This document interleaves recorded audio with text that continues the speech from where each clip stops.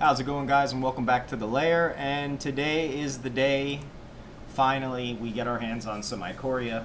I'm going to do something different on this episode, and I'm going to open up some packs, and I'm going to talk about the cards and what I think about them, and just get excited for brewing up some really cool decks in the next coming days. So like I said in the other videos, if you enjoy, please like and subscribe. It's free and it helps the channel out so much. So without further ado, let's get into it one at a time here. So first pack, let's start with the commons here. We got a Lava Serpent for 5 colorless and 1 mountain. 5/5 with haste for 6. Okay, that's decent, I guess. It's pretty expensive though. The cycle ability is useful.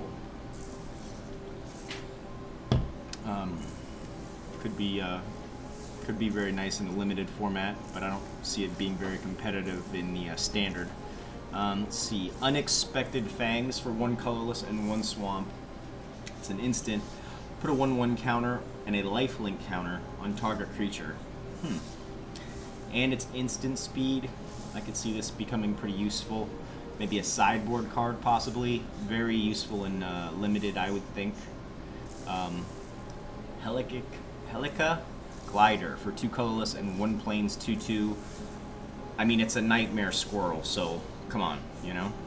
Helica Glider enters the battlefield with your choice of flying counter or first strike counter. It's pretty cool. A little bit of versatility there. I could see this finding its way into some limited decks. I don't know how competitive it would be, though. We have Capture Sphere for 3 colorless and 1 island, an enchantment aura, which we can flash in, enchant creature. When Capture Sphere enters the battlefield, tap our enchanted creature. Enchanted creature doesn't untap during its controller's untap step. Okay, so this is a reprint here. Ram Through, 1 colorless, 1 forest. Instant says target creature you control deals damage equal to its power to target creature you don't control, and if the creature you control has trample, excess damage is dealt to that creature's controller instead. That's interesting. I like the art on that. Got a uncommon wild card to add to the collection. And Valiant Rescuer, our first uncommon, 1 colorless, 1 plains, 3/1. Whenever you cycle another card for the first time each turn, create a 1/1 white human soldier creature token, and we can cycle it for 2. Okay, cool. Like the token art there. And our first wild... Oh bosh, the Prey Piercer for 3 colorless and either 2 swamp or 2 mountain in any combination. A legendary creature, Hellion Horror companion. I'm very interested to try out this companion. I've seen some of the streamers do some companion gameplay, and I just don't know if it's really that good to completely warp your entire deck just to have the ability to play this 1 card once. I could be wrong, but I'm definitely excited to try out the mechanic and see how it works, so I'm really glad that we drew this, or I should say open this. So let's get into the text here. It's a companion, so your starting deck contains only cards with odd converted mana cost and land cards. If a source you control with an odd converted mana cost would deal damage to a permanent or a player, it deals double that damage to that permanent or player instead. That sounds pretty nasty. And he's a 3/5. Alright, cool.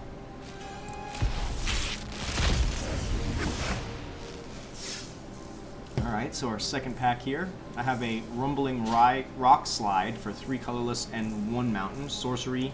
Rumbling Rock Slide deals damage to target creature equal to the number of lands you control.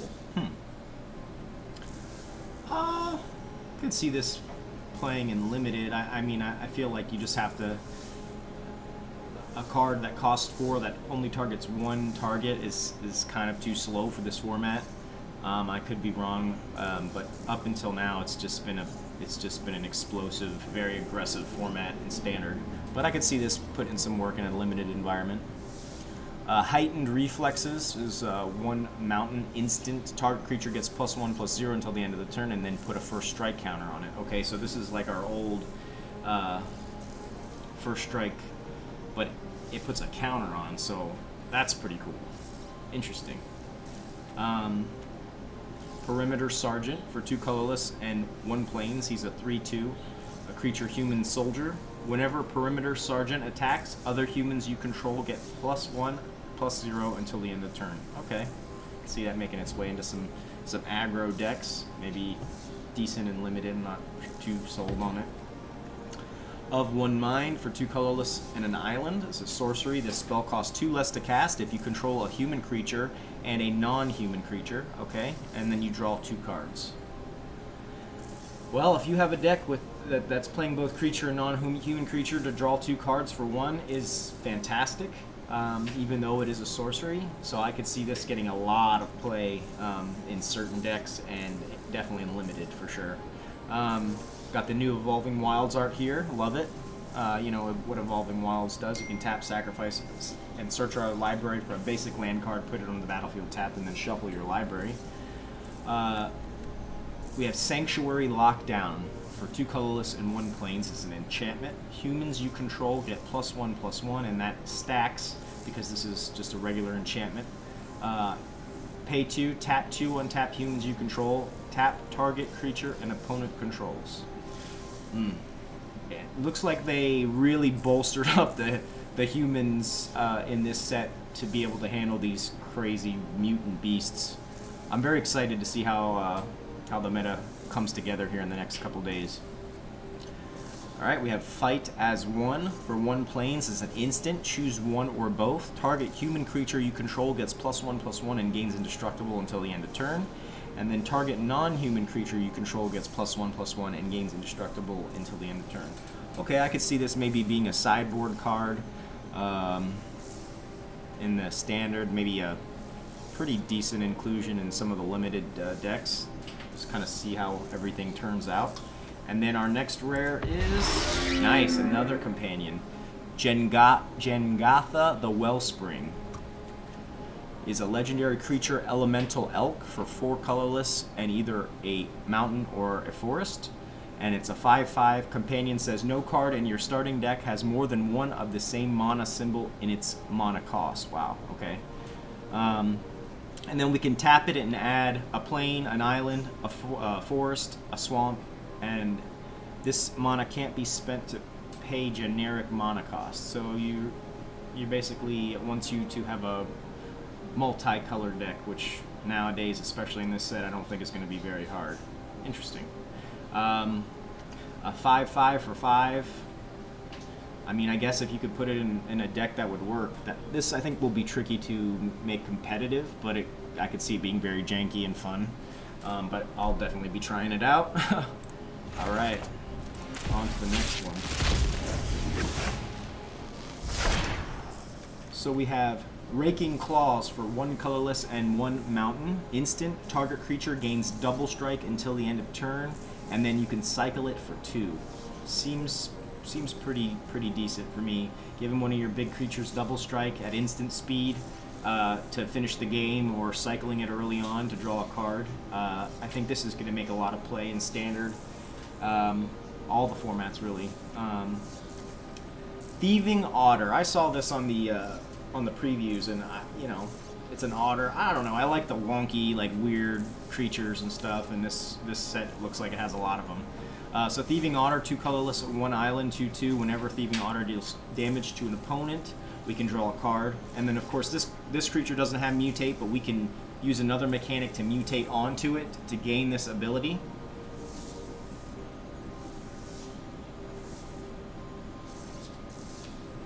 And so I believe this, you know, 2/2 for 3 is not the greatest, but his ability and being able to mutate onto it, because you do have to have the creature that you're mutating on the battlefield already.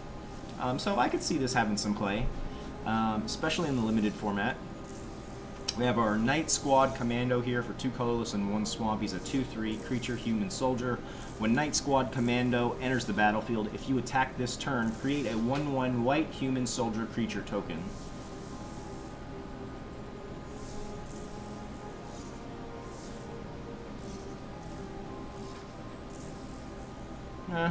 I mean, 2/3 for 3, and you're only going to get benefit if you attacked. I don't know how good this really is here. Wingfold Peteron. Wingfold Turon. For 5 colorless and an island, 3/6 creature dinosaur. Wingfold Turon enters the battlefield with your choice of flying counter or a hexproof counter. Hexproof, that's what I'm looking for right there. I could see this making its way into a lot of decks, maybe not up as a 4-of, but maybe a 1 or 2, to once again mutate on at the end of the game and give one of your big creatures hexproof. Especially in limited, I could see this getting a lot of play. And a common wild card. We have our Unbreakable Bond here for 4 colorless and 1 swamp sorcery. Return target creature card from your graveyard to the battlefield with a lifelink counter on it. That's interesting. I think this is definitely going to be a possible new inclusion for some of the Reanimator style decks. And then we have Weaponize the Monsters for 1 mountain enchantment. It says pay 2, sacrifice a creature, weaponize the monsters, deals 2 damage to any target. I mean, I guess if you're playing a lot of creatures that you can recur, maybe like a Rakdos Sacrifice deck, I could see that getting pretty nasty. But I mean, I don't know how many. If I'm only getting 2 damage, you know, once you run out of cheap creatures, I don't want to sacrifice, you know, one of my big mutant monsters or whatever for 2 damage. I mean, I guess you can hit any target, so if you're desperate, but I don't see this making its way into like any of a big creature deck. I'd see this in like more of an aggro style deck with smaller creatures that you wouldn't really necessarily mind sacrificing. And our third rare, Mythos of Vadrok. For 2 colorless and 2 mountains, sorcery. Mythos of Vadrok deals 5 damage divided as you choose among any number of target creatures and or planeswalkers. And if Plains and Island was spent to cast this spell, until your next turn, those permanents can't attack or block, and their activated abilities can't be activated. So basically, we have 5 damage that we can divide amongst any number of targets, and if we spend Jeskai colors, those permanents can't attack or block, and their activated abilities can't be activated until the next turn. I don't know. I mean, it's not even instant speed, and the tri-colored casting cost. I mean, I know we have a lot of those tri-colored lands, but I don't know. This card doesn't seem amazing. Maybe a sideboard card, but I don't see this card getting much play in standard. Maybe in a limited setting it could be useful, but we'll see. All right, on to the next one. So we have another heightened reflex here. The new Essence Scatter for 1 colorless, 1 island instant counter target creature spell. Cool, like looks like a little cave drawing or cave painting. Pretty cool. Solid Footing for 1 plains enchantment aura flash. Enchant creature. Enchanted creature gets +1/+1. And then as long as enchanted creature has vigilance, it assigns combat damage equal to its toughness rather than its power. Interesting. Could see this working its way into you know, the aura decks that have been floating around the last couple weeks. Maybe a okay limited card depending on your pull. I'm not 100% sold on this one. Springjaw Trap. 1 colorless artifact with flash. You can pay for, tap, and sacrifice Springjaw Trap, and it deals 3 damage to any target. So obviously the flash ability, you're going to need 5 land open to play this to deal 3 damage to any target. But it technically is played at instant speed, so there is some value in that, and it's a cheap enough inclusion. Maybe a sideboard card, or possibly very limited,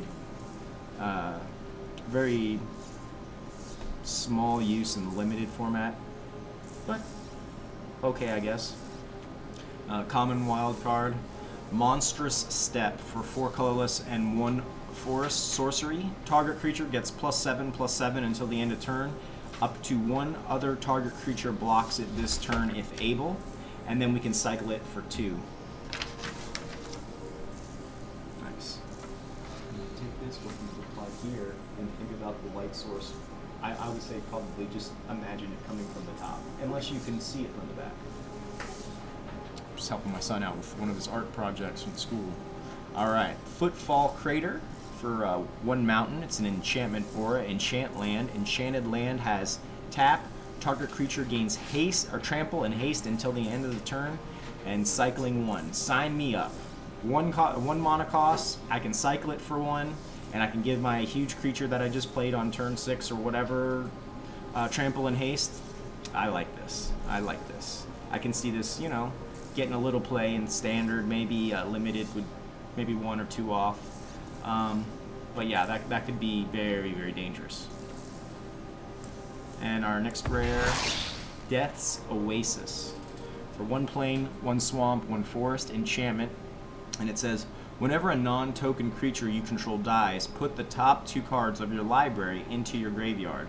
Then return a creature card with lesser converted mana cost than the creature that died from your graveyard to your hand. And then you can pay 1, sacrifice Death's Oasis, and you gain life equal to the greatest converted mana cost among creatures you control. It's a very technical card. I don't usually enjoy playing with too many mechanics. I like to keep things pretty simple, and like I said, in this format, it's so difficult to get anything. I could see this making its way into some jank Reanimator deck, though. Seems like it could be a little fun. Alright.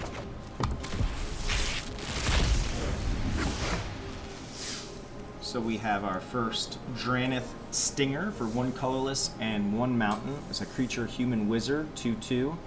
Whenever you cycle another card, Zenith Stinger deals 1 damage to each opponent, and you can cycle it for 1. 2/2 for 2 that has a static ability that you can also cycle. I mean, seems decent. I think this is going to get a lot of play in limited. I don't know about standard format. I just don't think that it's that good enough. There's too many other 2-drops that you could smash in there that would be much more effective. But limited, I think this is going to get a lot of play. Alright, we got our first Essence Symbiot for 1 colorless, 1 forest. It's a creature beast for 2/2. Whenever a creature you control mutates, put a +1/+1 counter on that creature, and you gain 2 life. This seems fantastic if you're running a mutate heavy creature deck. And then besides all that, 2/2 for 2. I mean, I think this is going to be another solid limited play, and could see some standard play as well. I guess it depends on which deck you're playing around with. Our first Zenith Healer for 1 colorless, 1 plains, creature human cleric, 2/2. Whenever you cycle another card, you gain 1 life, and cycling for 1. Okay, I can see something going on here. A little cycle action. Maybe you're strictly cycling deck. I don't know. Humans. I'm sure someone will come up with something. Okay, we have our first Flycatcher Giraffid for 4 colorless and 1 forest, 3/5 creature antelope lizard. And Flycatcher Giraffid enters the battlefield with your choice of a vigilance counter or a reach counter. Okay. Not too thrilled about the 5 mana cost, 3/5. I could see this getting some play in limited, but I don't know how viable it'd be in standard. Reptilian Reflection. I remember looking at this in the preview, and I see some jank here.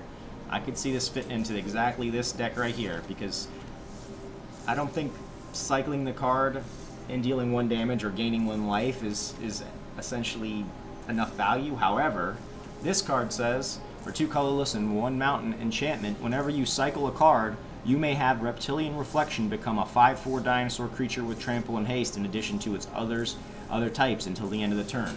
And this is not a legendary, so you could stack 4 of these, and you can imagine you cycle 1 cheap card with 1, and then you have 4 of these on the board. That's 20 damage. I could see this card getting a lot of play. Also, considering it's an uncommon, very low mana cost, and the payoff is very big, I think this will be a staple in most cycling decks.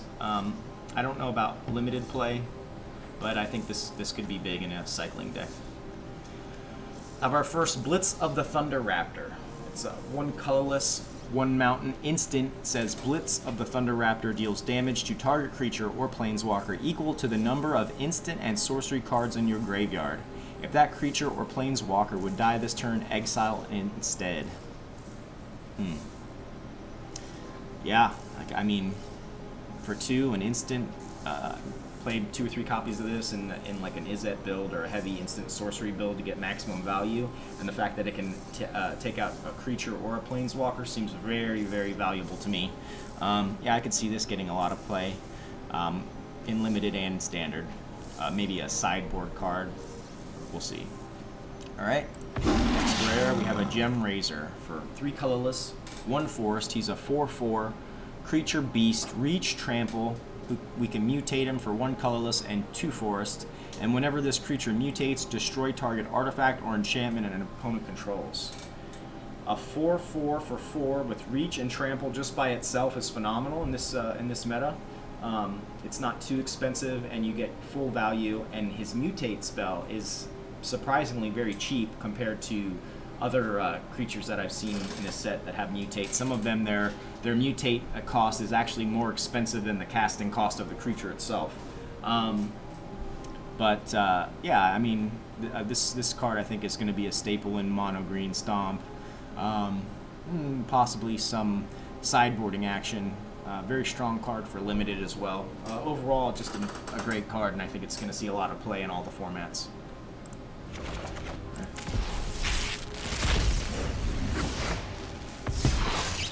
Alright, just got a rare wild card. I like it. We have our first Ferocious Tigerilla for 3 colorless and 1 mountain. He's a 4/3 creature cat ape. Ferocious Tigerilla enters the battlefield with your choice of a trample counter or a menace counter on it. Okay. So this just seems like a more expensive, crappier version of, what's the card? The Giant Stomp card from Eldraine. Anyways, yeah, I mean, I could see this getting some play in limited, but I don't know how good it's going to be in standard. I love the card art, though. Alright. I saw this in the preview, and I'm not 100% sold on this. I don't really get it. It says Adaptive Shimmer for 5 colorless creature insect 0/0 flash, and Adaptive Shimmer enters the battlefield with 3 1/1 counters on it. So it's basically a 3/3 that we can flash in for 5 mana. I don't know. I don't see this getting any play anywhere. I don't know. Alright, we got our first Vulpikeet for 3 colorless and 1 plains. Creature Foxbird, 2/3 flying. We can mutate him for 2 colorless and 1 plains. And whenever this creature mutates, you put a +1/+1 counter on it. Hey, a flying that can keep gaining 1/1 counters is always good to me. I'm not too thrilled about the 4 casting costs for a 2/3 with flying. However, we can just use this card for the mutate ability and put a 1/1 counter on another creature that's already on the board. So there is some versatility there.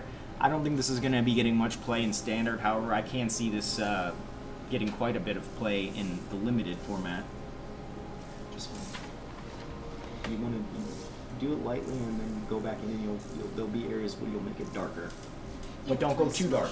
Yeah, but don't go too dark, and don't get too crazy with the smudging, because you'll ruin it. You know what I'm saying? I know, every once in a while I'm like retracing the lines. Okay, just...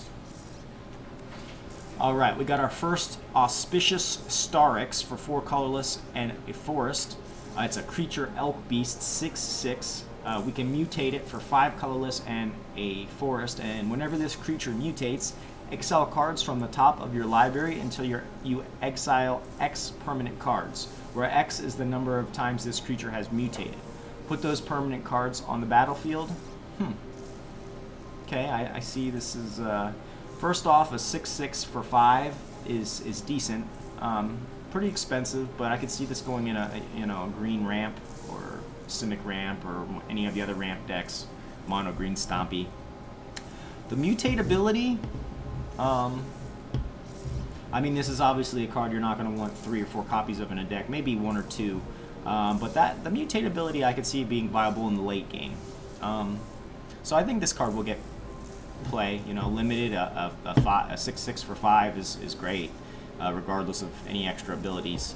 Standard, I'm not so sure, but I'll probably make its way into a few decks. All right, we got our first Zenith Flare for 2 colorless, 1 mountain, and 1 plains. It's an instant. It says Zenith Flare deals X damage to any target, and you gain X life, where X is the number of cards with cycling ability in your graveyard. Okay, so it belongs in one of those cycling decks. I'm already getting an idea for cycling with that Raptor Mirror enchantment. All right. Nice, another companion. So this is one of the first ones they spoiled. His name's Karuga, the Macro Sage, for 3 colorless and either 2 forest or 2 islands or any combination. He's a legendary creature dinosaur hippo for 5/4 companion. Your starting deck contains only cards with converted mana cost 3 or greater and land cards. So only creatures and only creatures that have converted mana cost 3 or greater. And it says, when Karuga the Macro Sage enters the battlefield, draw a card for each other permanent you control with converted mana cost 3 or greater. So let's see. If we have a creature, we're going to start playing our creatures on turn 3, turn 4. So that means the most creatures we can possibly have out on the board by the time we can play him is going to be 2. So then we're casting a 5/4 for 5 and drawing 2 cards. This is another one I'm not completely sold on. But like I said, I'm very, very interested in trying out this companion feature regardless. So we'll see. I don't know if you'll be seeing a lot of this in standard, maybe in some jank, or I'm not sure. But I could see, obviously, like I said, in a limited format for 5, a little bit more of a unique mana cost, but a little flexibility there. So we'll see.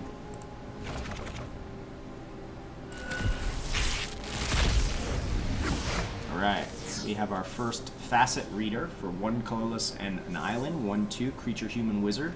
We can pay 1 and tap him, draw a card, and then discard a card. Okay, so this is a reprint of similar cards from the past.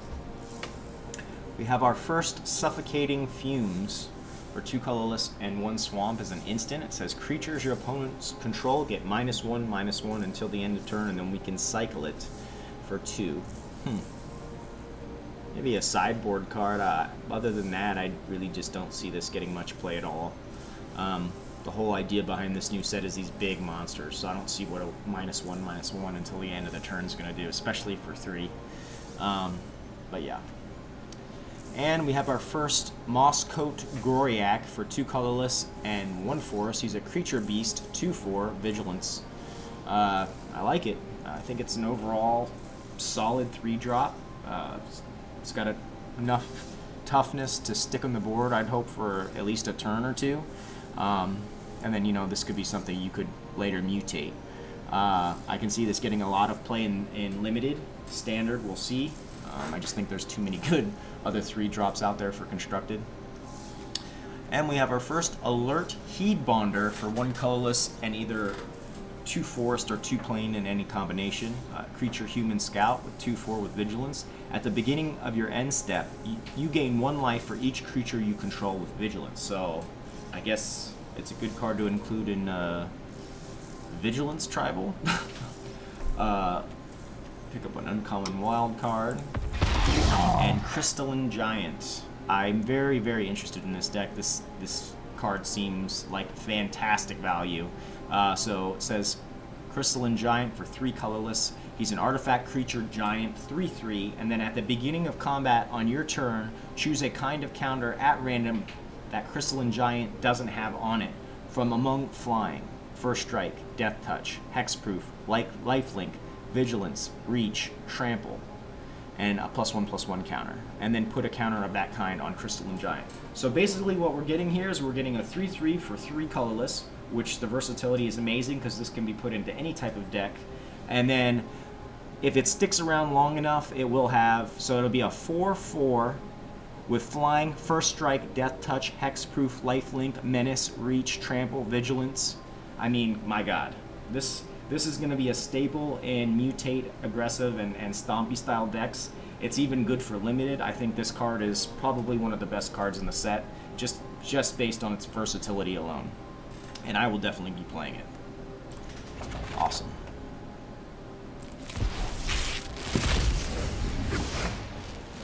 Alright, we get our first Garrison Cat. 1 plains, creature cat 1/1. When Garrison Cat dies, create a 1/1 white human soldier creature token. Okay, I mean, you know, a 1/1 for 1 that replenishes itself on the board with another permanent. I mean, you know, limited. I'm sure it's going to get a lot of play. I don't see this being played in standard quite as much, but limited, I'm sure it will make its mark. Mysterious Egg. When I saw this card, I was very intrigued, and I love the artwork on the card.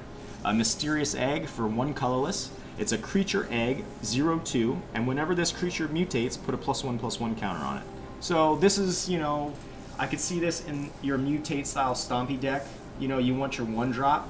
It's easy to cast because it's colorless. So you get this on the board, and then immediately on your next turn or turn 3, you can, you know, play one of your other creatures and mutate onto this, and then you get the text ability. So I can see this getting a lot of play. I don't know how much play this will see in limited. I'm still new to the format of limited, so I'm still building my own experiences and my own. Yes, awesome, dude. Thoughts and ideas on the format, but yeah, I think this card is pretty solid 1-drop for those type of decks. Pick up another common wild card. Our first Proud Wild Bonder for 2 colorless and either 2 mountain or 2 forest and then in combination is a creature human warrior 4/3 trample. Creatures you control with trample you may have this creature assign its combat damage as though it weren't blocked. Well, that's pretty awesome. So this definitely, I see this getting a lot of play in both the limited and constructed formats. Yeah, that's pretty good. Most creatures that have trample are quite menacing and game-ending usually. So I think that this is just a overall solid card. The versatility in the casting cost for 4 mana, we're getting a 4/3 trample that also has static ability benefit for the rest of our creatures. Seems very solid. Our first Stormwild Caprador for 2 colorless, 1 plains, creature bird goat, 1/3, flying. If non-combat damage would be dealt to Stormwild Caprador, prevent that damage and put a +1/+1 counter on Stormwild Caprador for each 1 damage prevented this way. Is it just me, or does this card seem like it's a pretty good card? I'm not sure. I have to play with it because the text is kind of a little confusing to me. But so basically, if this card gets shocked or any type of burned type spell that does damage, it's going to prevent that damage and put that many +1/+1 counters on it. Seems pretty damn good to me. So I could see this getting a lot of play and a lot of jank and standard and a lot of limited for sure. Our first Lava Brink Venturer for 2 colorless, 1 plains, creature human soldier for 3/3. As Lava Brink Venturer enters the battlefield, choose odd or even, and then Lava Brink Venturer has protection from each converted mana cost of the chosen value. I mean, a 3/3 for 3, of course, is always solid. If you pick this card in a limited format, I mean, it definitely would be playable, especially in a white deck. But I feel like there's going to be so many other good 3-drops in this new format, including older cards that are still available in standard. I don't know how much play this is going to see, but you know, it is a good card. It's good for inclusion in a white, maybe a Hackdos deck. So now you have a Hackdos that's also got protection from certain converted mana cost, and then you got this guy. I don't know. Cool.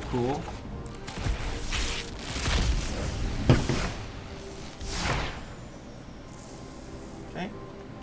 So we have our first Migratory Greathorn for 3 colorless and 1 forest. It's creature beast, 3/4.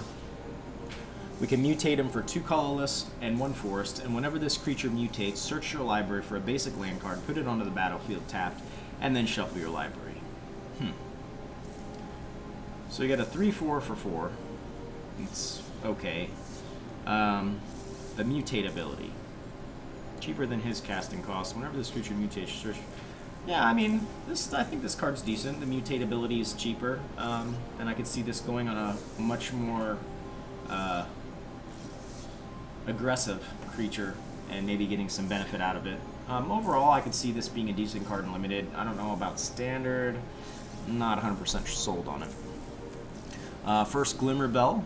It's 1 colorless, 1 island. Creature Elemental Jellyfish for 1/3 with flying, and we can pay 1 and an island and untap Glimmer Bell.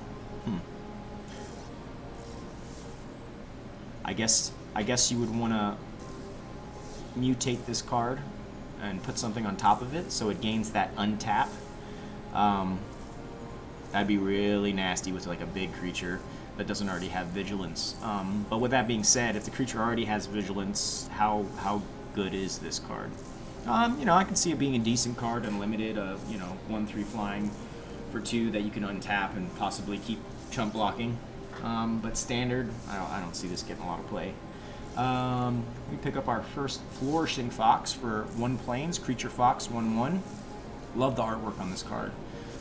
Whenever you cycle another card, put a +1/+1 counter on Flourishing Fox, and you can cycle it for 1. So a 1/1 for 1 that we can cycle for 1, and then this card can be mutated on top of, or I'm sorry, not mutated, gets a +1/+1 counter whenever you cycle another card. So I could see this maybe possibly working its way into a cycling deck of some sort. Limited, maybe, possibly. I don't know how many of the other 1-drops are decent, but this seems like decent value all around. We have our first Migration Path for 3 colorless and 1 forest. It's a sorcery. Search your library for up to 2 basic land cards, put them onto the battlefield tapped, and then shuffle your library. We can cycle it for 2. I see this making its way into a lot of jank ramp decks. I don't know how many like competitive standard decks will play this card. I definitely see this getting a lot of play in Limited, of course, because you only run basic lands for the most part, so you're going to get a lot of value out of this, and also being able to cycle it in a Limited format. I think this card's going to be a staple in Limited. And oh my gosh, we get a Luca Copper Coat Outcast, which is fantastic because I got this bundled from a recent tournament I participated in, and it came with the Vivian, the new Vivian Planeswalker. So it's really cool that you know, I happened to get the other Planeswalker in the set. So this is Luca Copper Coat Outcast for 3 colorless and 2 mountains. Comes in with 5 loyalty, and his +1 ability says exile the top 3 cards of your library. Creature cards exiled this way gain. You may cast this card from exile as long as you control a Luca Planeswalker. Okay, so very similar to some old Vivian Planeswalker cards where we could exile them and then cast them later. Helps protect from milling, helps protect from you know, discard effects. So that's okay. His -2 ability, I've seen this in some streams already yesterday on the early access events. I've seen some nutty stuff done with this. You have to build your deck correctly to get the maximum value, but his -2 says, exile target creature you control, and then reveal cards from the top of your library until you reveal a creature card with higher converted mana cost.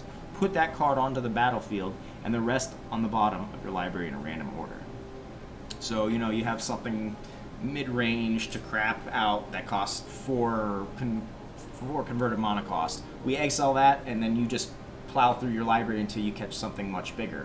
So for instance, if you're running just a bunch of mid-range and you have 3 or 4 converted mana cost, and then you have that one Godzilla card that's in the back, you're going to exile all the way through your deck till you pull out that Godzilla. I've seen it done a couple times in the stream. It's pretty nutty.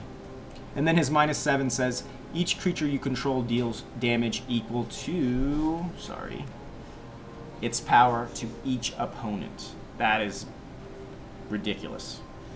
So that's like fling on crack. But excited to experiment with this. I don't know if it's going to be as good as the Vivian card, but very excited that I picked this up.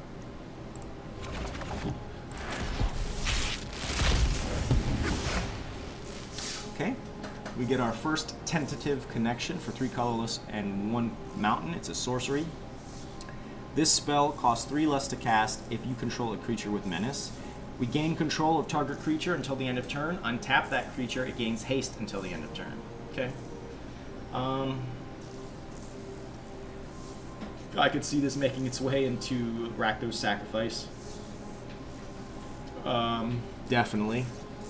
Gonna have some creatures in there. There's this new, it's like a black and red nightmare dinosaur raptor or something that has menace, and it's a pump. Yeah. This card will be getting a lot of play in standard, I'm sure, in the Rakdos Sacrifice decks. I'm not 100% sure how much play this will see in limited, but who knows. We pick up our first Adventurous Impulse. For 1 forest sorcery, look at the top 3 cards of your library. You may reveal a creature or a land card from among them and put it into your hand, and put the rest on the bottom of your library in any order. So this is a reprint here. Lots of play in limited, of course. I don't see this card being played very much in standard, however. We pick up our first Frostlink. Love the art. 2 colorless and 1 island. He's a 2/2 creature elemental cat that says when Frostlinks enters the battlefield, tap target creature an opponent controls, and that creature doesn't untap during its controller's next untap step. Nice, man. Looks great. Keep it up. Pick up our first Agus Turtle for 1 island, 0/5. Creature turtle. Pretty straightforward there. Limited play, of course. I mean, a 0/5 blocker. He doesn't have Defender, too, so you can later on, you can put counters on him or whatnot, and he can start attacking for you. So I think this would be a solid 1-drop for the limited format. However, I don't see this getting any play at all in standard. Pick up our first mained Serval. 1 colorless, 1 plains, creature cat, 1/4 with vigilance. So 1/4 with vigilance. That's a good starting creature. I could see this getting some play in limited. Decent blocker. Can always be pumped up later, but in the standard format, maybe. Maybe some cat tribal deck. We get our first Flame Spill for 2 colorless and 1 mountain instant. Flame Spill deals 4 damage to target creature, and excess damage is dealt to that creature's controller instead. Okay, so we're getting 4 damage to a creature. And if we pick off a smaller creature that say has 1 or 2 toughness, then the opponent eats the other 2. I guess it's decent. Now if it could hit planeswalkers for creatures, that would be a whole nother level. But I see this getting quite a bit of play in limited. I don't know. I don't think this card's very good for standard. I mean, there's way better cards. But limited, I think it'll be pretty consistently played. Mythic Wild card is always nice to see. Excuse me 1 moment. I used to think it's just color. Yep, color too. I don't know. I think that coloring, because the leaves, they're different. They're different. It's not just black and white.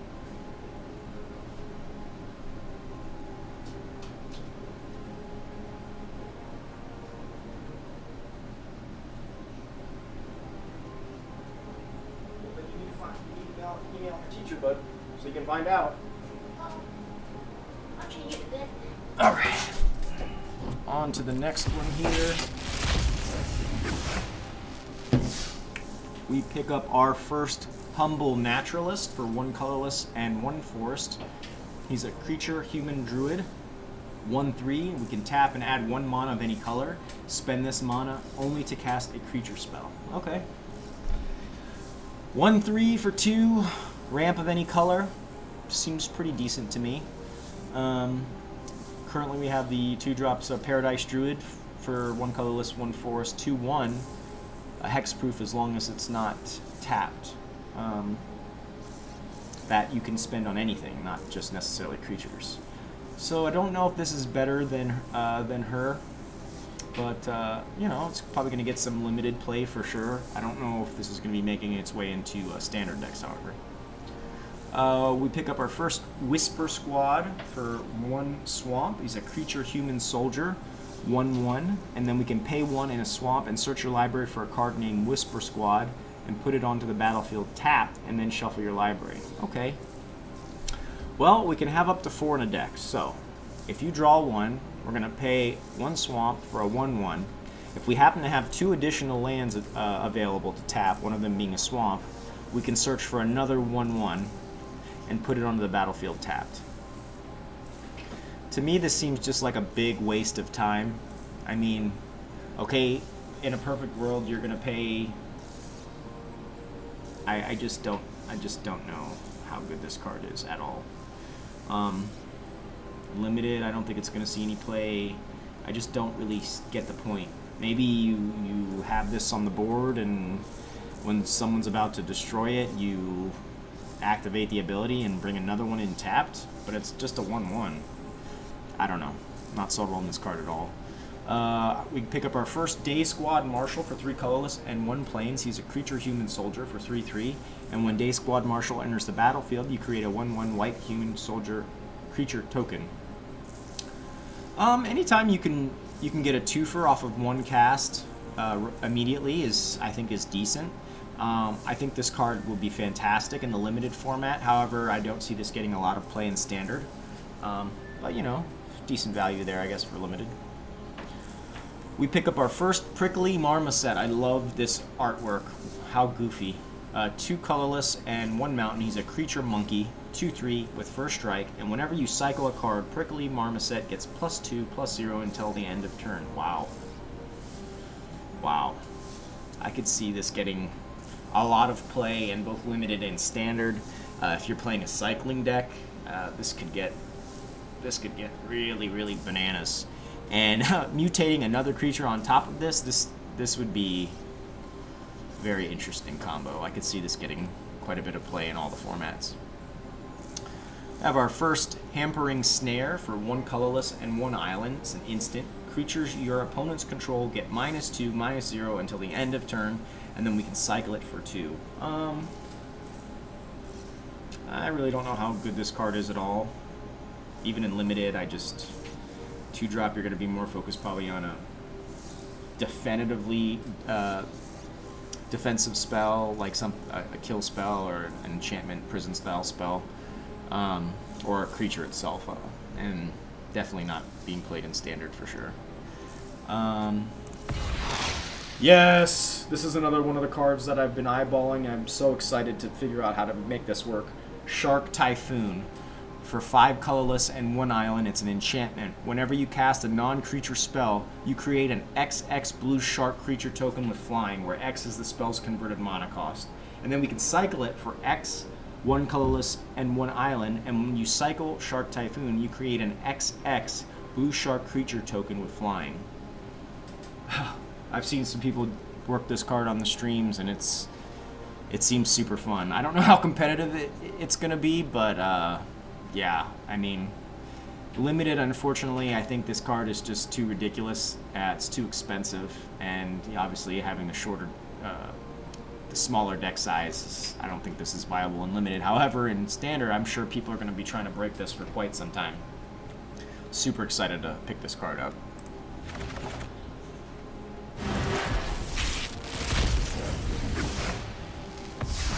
Alright. Got another Mythic Wild card, that's always welcome. We pick up our first Fang Mentor. Sick looking creature.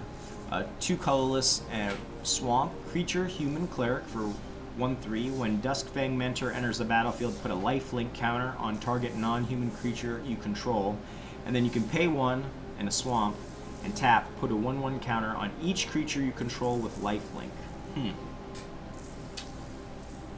Okay.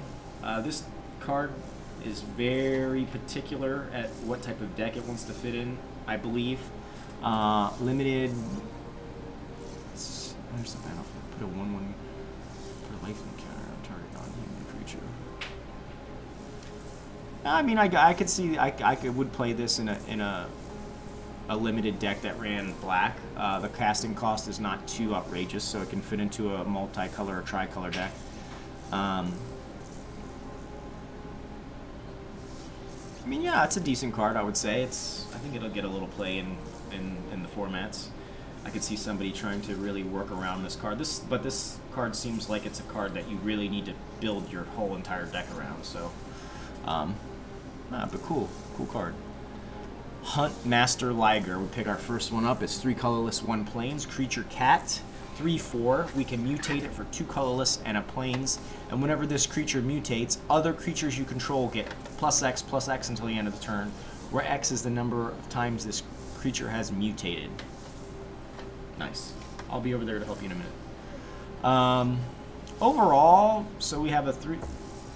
Overall, we have a 3/4 for 4. It's decent. The mutate cost is cheap enough where I could see this getting some play in limited and possibly some like cat-themed tribal decks in standard, maybe some jank decks, but a decent card. We pick up another Obosh the Prey Piercer. Okay. Love the art on this card. It's so sick.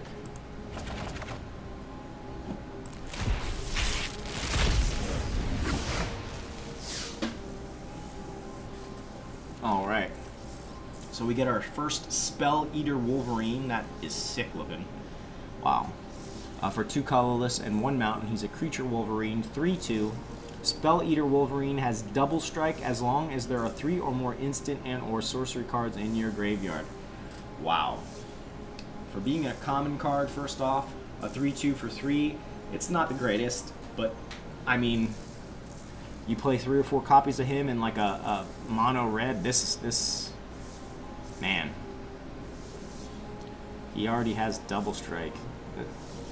For a common card, this is very impressive. I see this getting a lot of play in limited and possibly even standard, like maybe even just modern mono red.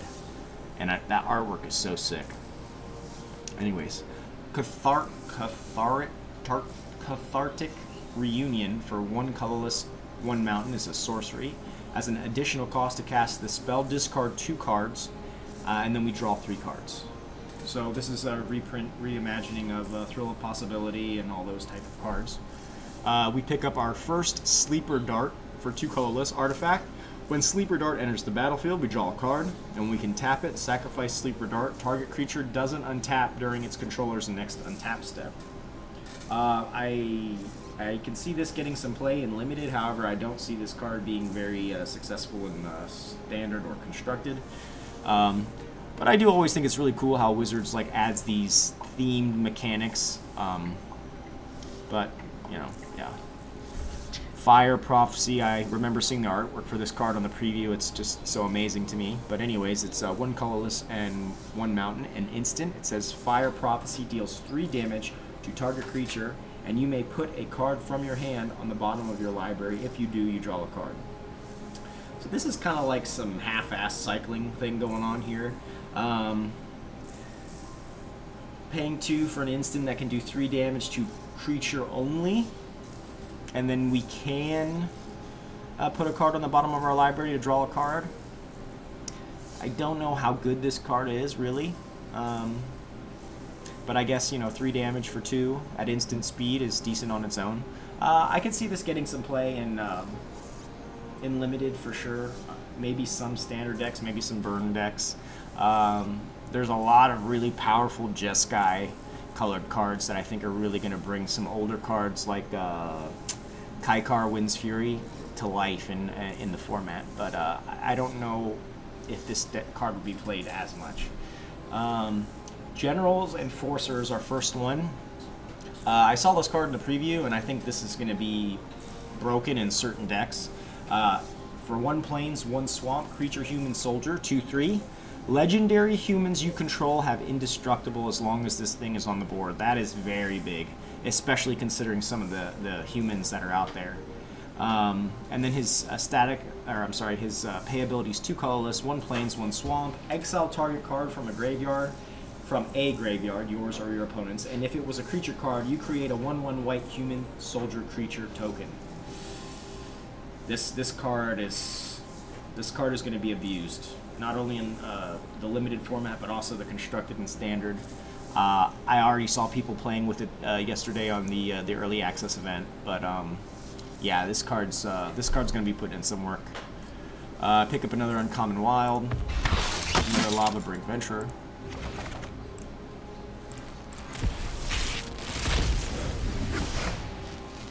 Nice. So we pick up our first Frost Vale Ambush. It's 3 colorless, 2 islands at instant. Tap up to 2 target creatures. Those creatures don't untap during their controller's next untap step, and then we can cycle it for 1. Overall, definitely no play here for this card in Standard. It's just too expensive. For 5 mana, I would rather just wipe the board completely. And then I guess being able to cycle for 1, I don't know. But yeah, I don't think this card is being played much anywhere. Fully Grown, our first copy. Love the artwork. 2 colorless and 1 forest. An instant. Target creature gets +3/+3 until the end of turn, and we put a trample counter on it. This card could be useful. I see this getting more play in Limited than the Constructed or Standard environments, but cool card. Love the artwork. Pick up our first copy of Light of Hope for 1 planes. It's an instant. Choose 1. We either gain 4 life, destroy target enchantment, or put a +1/+1 counter on target creature. Yeah, I could see this being main decked in Limited format for sure. Maybe a sideboard card potentially for white-based decks. Artwork's really cool too. Pretty good. No, I'm just.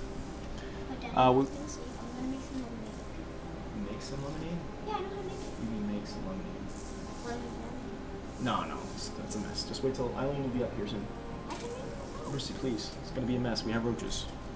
Alright, so we pick up our first copy of Keep Safe for 1 colorless and 1 island, instant.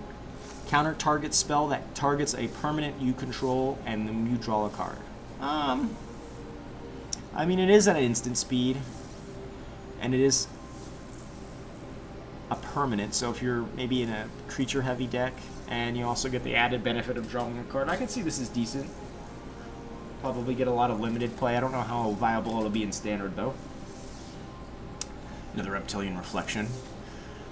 Alright, so pick up our first Wingspan Mentor for 2 colorless and an island. Creature, human, wizard, 1/3. When Wingspan Mentor enters the battlefield, put a flying counter on target non-human creature you control. And then we can pay 2 and an island and tap him and put the headphones in. And put a +1/+1 counter on each creature you control with flying. Oh my gosh. Well. So when he comes into play, we can put a flying counter on target non-human creature you control. I can see this going into some Limited decks. I don't know how good this would be in the Standard format, though. And we pick up our first Hunted Nightmare. Such sick artwork. 1 colorless, 2 swamp, creature nightmare, 4/5 menace. And when Hunted Nightmare enters the battlefield, target opponent puts a death touch counter on a creature they control. I saw a couple streamers talk about this card, and I think I agree exactly the same. I mean, sure, for 3 you get a 4/5 with menace, but putting a death touch counter on a creature, they can just put it on a crap chump creature. Let's say they have 2 out there, and then double block this, and then or they could put it on a bigger creature and double block, and I don't know. The second part of this text really kills it for me. Yeah, I just don't know. I don't see this getting a lot of play. It's decent, I think. Like I said, I guess if your opponent has no creatures on the board, maybe if you're playing like a very control-y style deck, maybe like an Ademir Shell or something, or Esper Shell, but I don't know. Yeah, so let's get into the next one.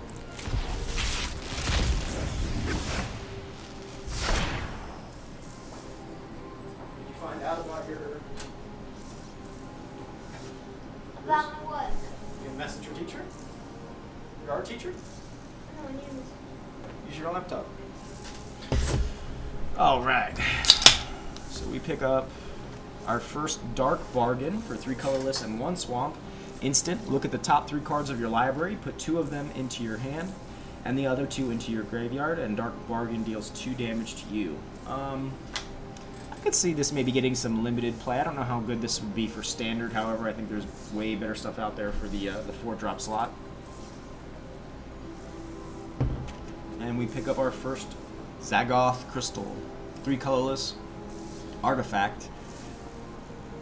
comes into play. We can tap, add swamp, forest, or an island, and we can cycle it for 2. I mean, obviously, this is slightly shittier than the new rare lands in the set, the trinomes or whatever.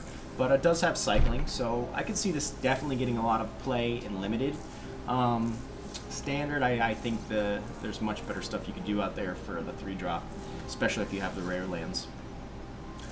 We pick up our first Splendor Mare, 2 colorless, 1 plains. He's a creature elk unicorn for 3/3 with lifelink.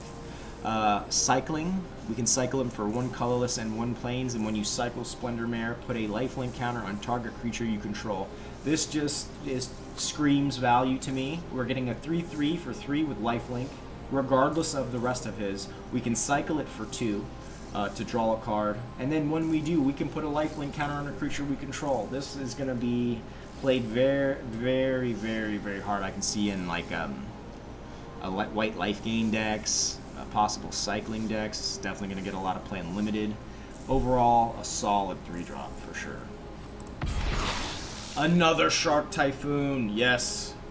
It's one of those cards. It's like I'm poor right now and I don't have a job, so I can't actually buy any cards. So this is one of the cards I was hoping I'd get multiples of because I want to experiment with it, but obviously it's not one of those cards that I want to spend my rare wilds on.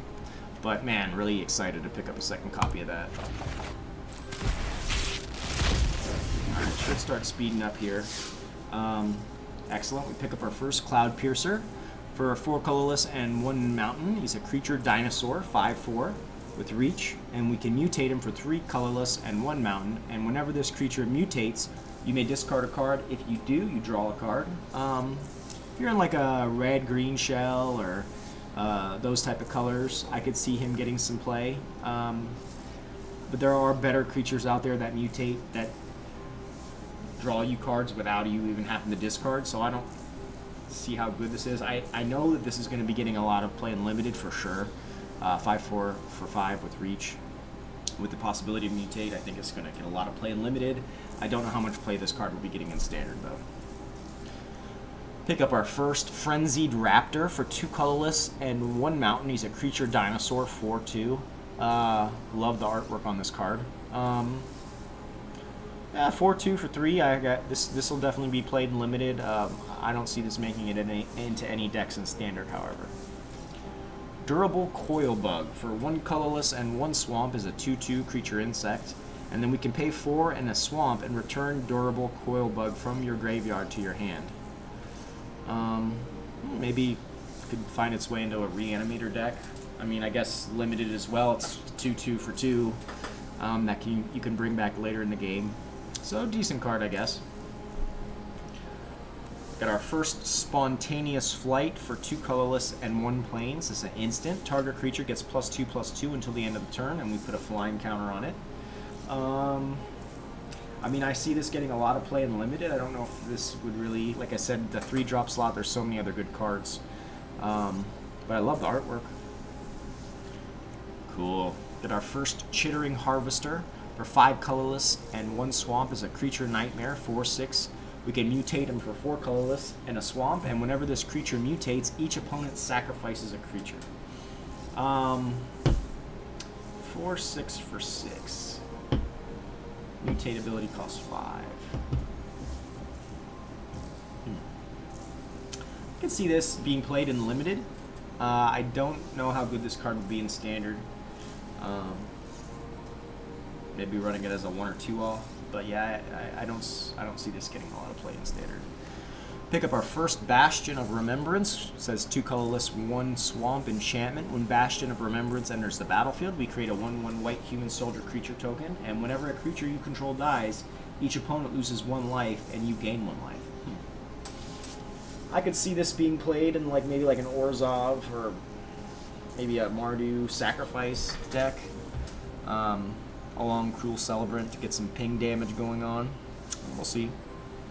I don't know.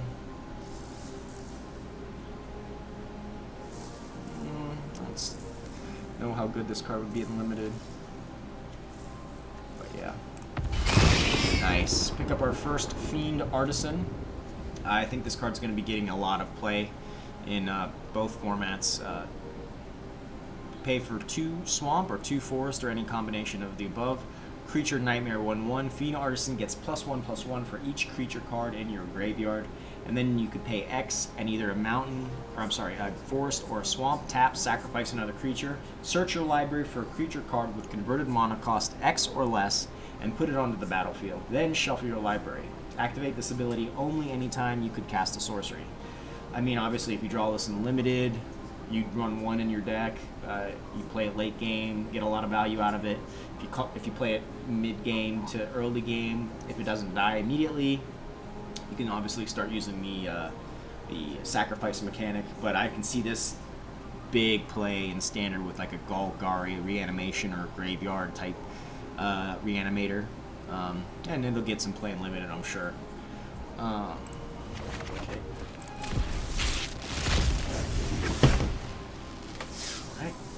We get our first Excavation Mole for 2 colorless and 1 forest. He's a creature mole, 3/3, trample. When Excavation Mole enters the battlefield, put the top 3 cards of your library into your graveyard. I usually don't like to play self-mill style decks or reanimator style decks, but you know, in the limited format, a 3/3 for 3 with trample. Maybe you could have some graveyard synergies to bring some stuff back. Could definitely be played in limited. I don't know how good this would be in standard though. Pick up another common wild. Get our first Ragarin Crystal, 3 colorless artifact. Tap, add Jeskai colors, a plains, island, or a mountain, and we could cycle for 2. Pick up our first copy of Call of the Death Dweller for 2 colorless and 1 swamp sorcery. What are you doing? Return up to 2 target creature cards with total converted mana cost 3 or less from your graveyard to the battlefield, and then put a Death Touch counter on either of them. Then put a Menace counter on either of them. So we're bringing back 2 smaller creatures from the graveyard. One of them gets a Death Touch counter, one of them gets a Menace counter.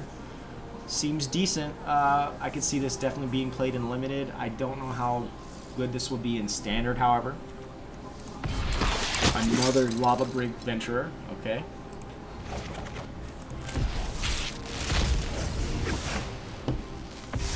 Alright, pick up a rare wild, that's excellent. Pick up our first copy of Sudden Spinnerets for 1 forest, an instant. Target creature gets +1/+3 until the end of turn. Put a reach counter on it and untap it. A lot of value going on there. I could definitely see that possibly being played in limited. I don't know if we'll see this in standard, however.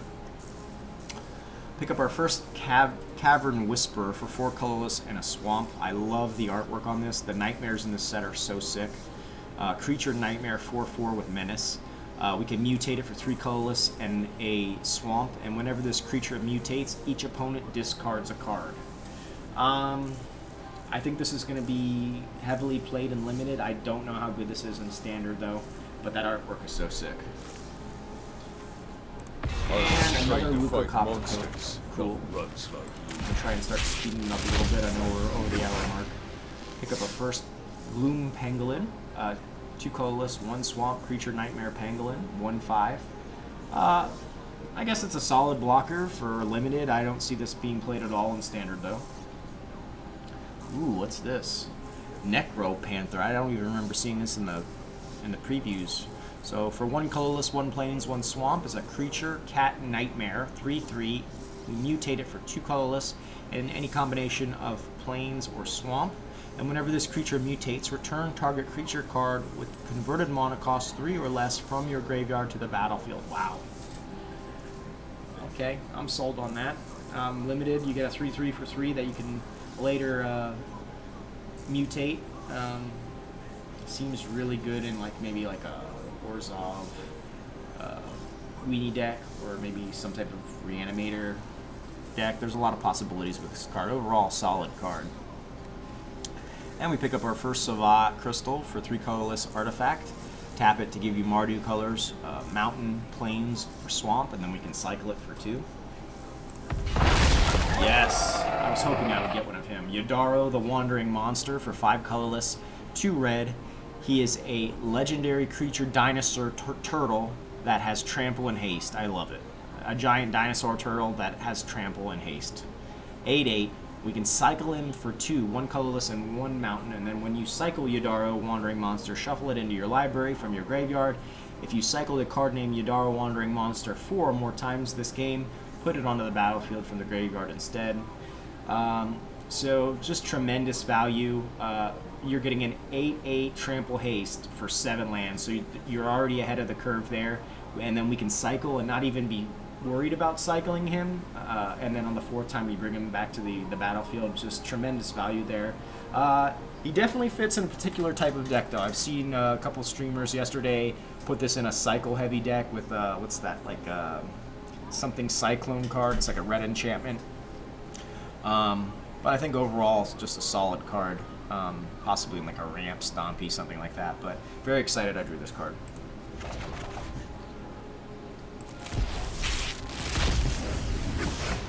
Okay, we pick up our first Honey Mammoth for 4 colorless and 2 forest. It's a creature elephant, 6/6.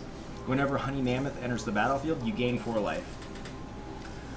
So we get a 6/6 for 6, and we're gaining 4 life. That's, I mean, limited, I think this is going to be a premier pick.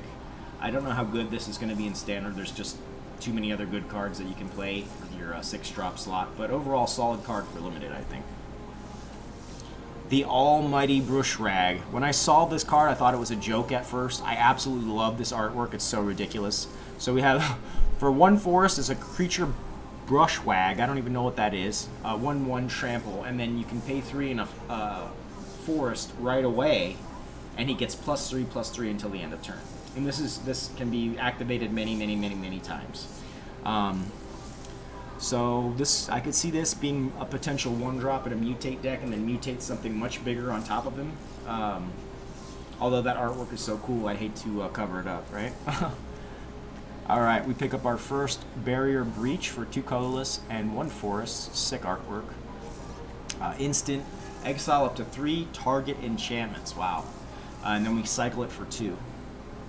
So we're getting tremendous value here, being able to exile 3 target enchantments for 3 at instant speed, and we can also cycle it. This screams sideboard all day for me. I don't know how much play it's going to get in limited, but definitely any best of 3 format, limited or standard, I can see this being a sideboard card, definitely. Savai Thundermane, sick artwork, man. For 1 mountain, 1 plains, is a creature elemental cat, 3/2. Whenever you cycle a card, you may pay 2, and when you do, Savai Thundermane deals 2 damage to target creature, and you gain 2 life. Okay, definitely a lot better than the earlier common cycling cards that we had, but you know, I could see this working its way into a cycling deck, or a cat tribal deck. Got another Jengatha of the Wellspring. All right.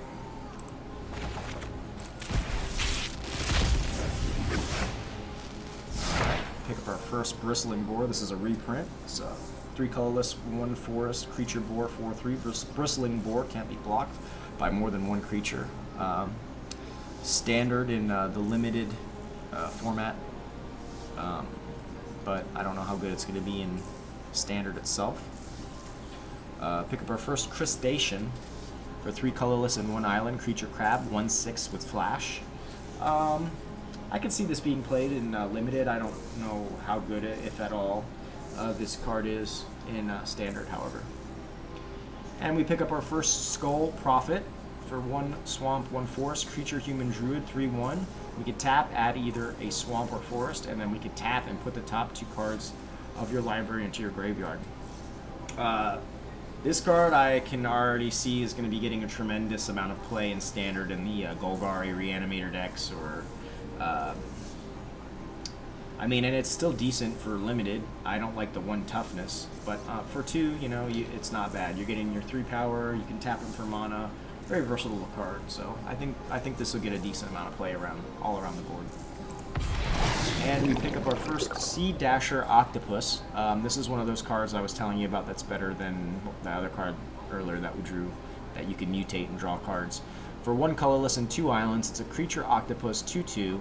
We can flash him in, and he mutates for 1 colorless and 1 island. Whenever this creature deals combat damage to a player, you draw a card. This deck's this card is definitely going to be seeing a lot of play in Standard. I mean, yeah, even limited. I think overall it's just a solid card to include in so many different variety of decks.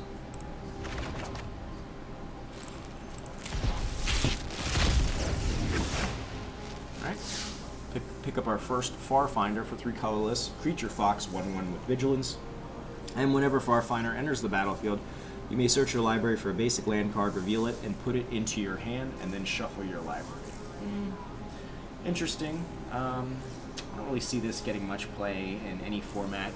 For three colorless, 3 mana, you're getting a 1/1 with Vigilance. I don't know. I don't see how this card is very good. There's too many other cards that are either cheaper or slightly more expensive that do way better things. So yeah, I don't really see this. The artwork's cute though. A little cute fox deer or whatever that is. Phase Dolphin. This card interests me a lot. I love the artwork. It's 2 colorless, 1 island. It's a creature elemental whale, 1/4. Whenever Phase Dolphin attacks, another target attacking creature can't be blocked this turn. Possibly like a blue tempo deck. This is a solid card for limited. And I could see getting some play in Standard as well.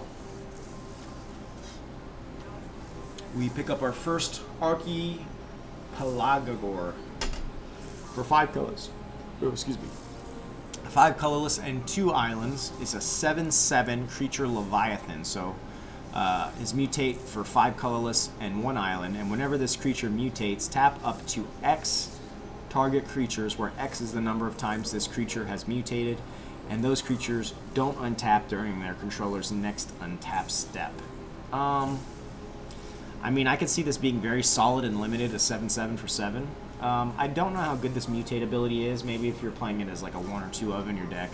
But I don't see this getting a lot of play in Standard. I could be wrong. Pick up our first Void Beckoner. Another sick artwork. These horror creatures in this set remind me a lot of the Eldrazi, and I love the Eldrazi, so exciting to pick this card up. So for 6 colorless, 2 swamp is a creature nightmare horror, 8/8 with Death Touch.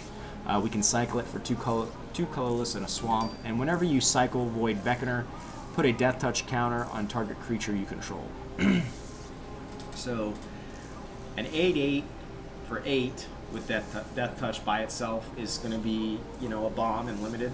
And then the added benefit that we can cycle it and also put a Death Touch counter on another creature we control is amazing. I don't know how much play this will get in Standard, though. Excellent. Pick up our first Whirlwind of Thought for 1 colorless, 1 island, 1 mountain, 1 plain, so Jeskai colors. Enchantment.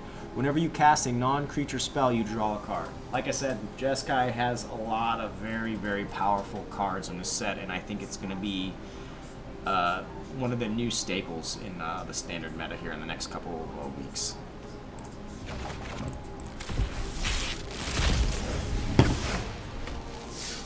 Pick up our first Greater Sandworm. That art is sick. For 5 colorless and 2 forests, Creature Worm, 7/7. Greater Sandworm can't be blocked by creatures with power 2 or less, and then we can cycle it for 2. This card screams limited play.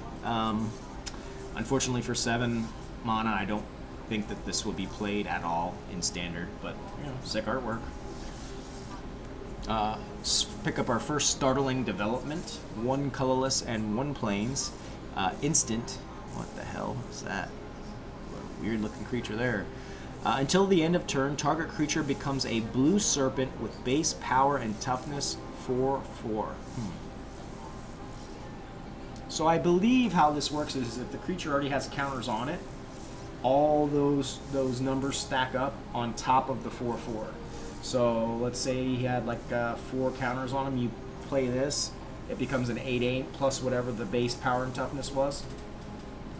I'm not 100% sure how this card works, so I can't really speak too much about it.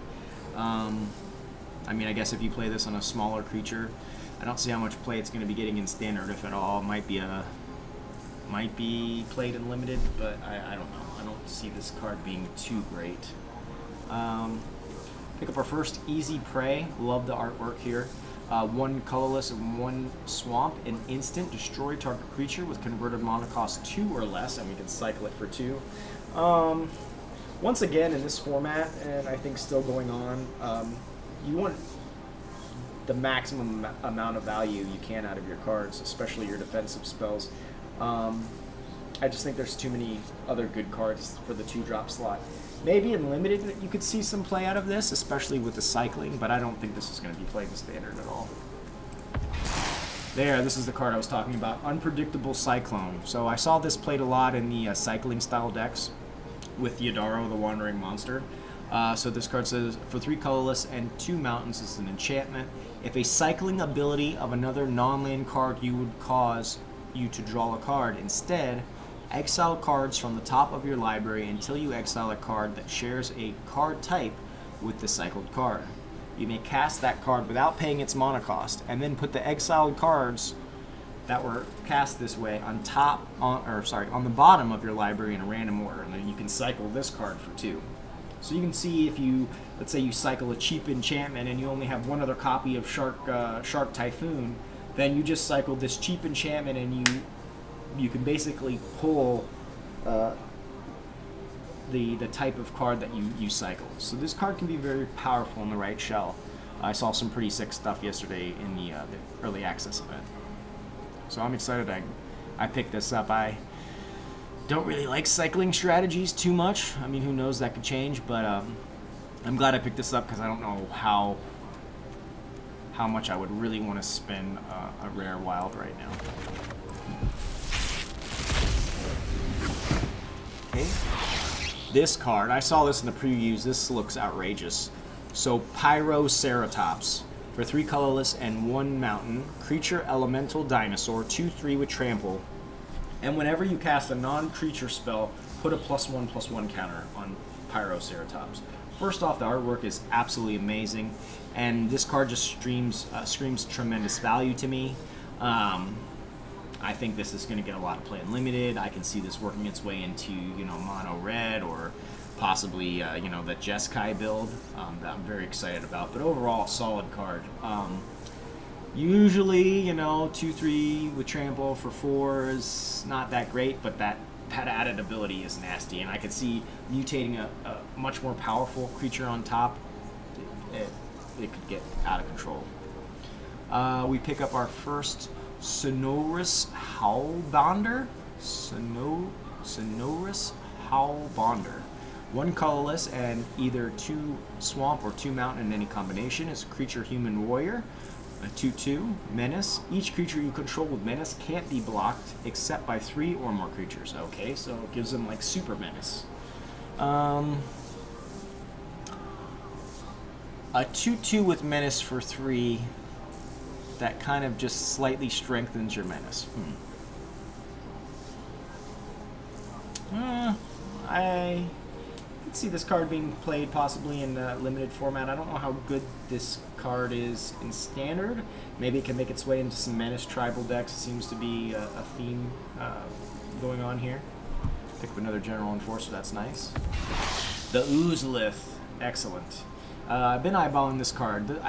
For 1 colorless, legendary artifact, whenever a creature you control leaves the battlefield, if it had counters on it, put those counters on the Oozlith. At the beginning of combat on your turn, if the Oozlith has counters on it, you may move all counters from the Oozlith onto target creature.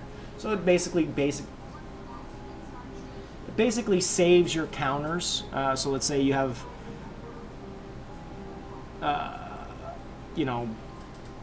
a big creature on the board that has 10 counters on it and it gets wiped or spot removed. Those counters transfer to the Oozlith for free, and then when you play another creature, at the beginning of combat on your turn, you can transfer all those counters to 1 creature or permanent you control. Seems very solid, especially for a 1-drop.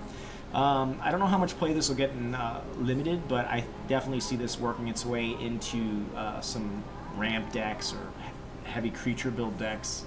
But yes, very excited I drew this card because I don't know if I would want to waste a rare wild on it.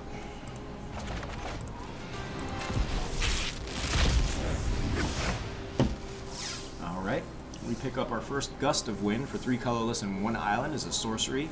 This spell costs 2 less to cast if you control a creature with flying. Return target non-land permanent you don't control to its owner's hand and draw a card. This deck could be fun in my blue-white flyer deck.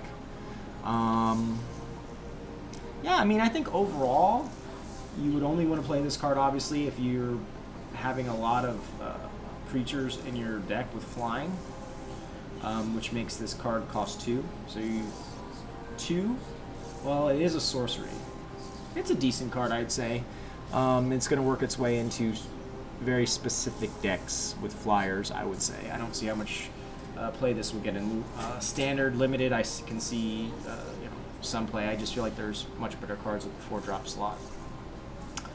Pick up our first Channeled Force for 2 colorless, 1 island, 1 mountain, instant. As an additional cost to cast this spell, discard X cards, and then target player draws X cards. Channeled Force deals X damage to up to 1 target creature or planeswalker.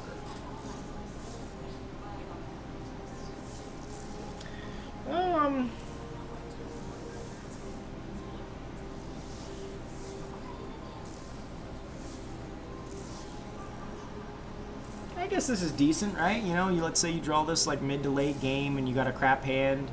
You can discard those cards and deal some damage, I guess. I'd say this is decent. Definitely in the right type of deck, but I could see it being played in either limited or standard. Have our first Rooting Moloch for 4 colorless and 1 mountain. Is a creature lizard 4/4. When Rooting Moloch enters the battlefield, exile target card with a cycling ability from your graveyard. Until the end of the turn, you may play that card, and cycling for 2. 4/4 for 5, that can be cycled. I guess you'd see this in some limited play. I don't see how viable this would be in standard, though. Another Crystalline Giant. I think it's just such a solid card, especially that it's not legendary. I'm very glad to pick up another one.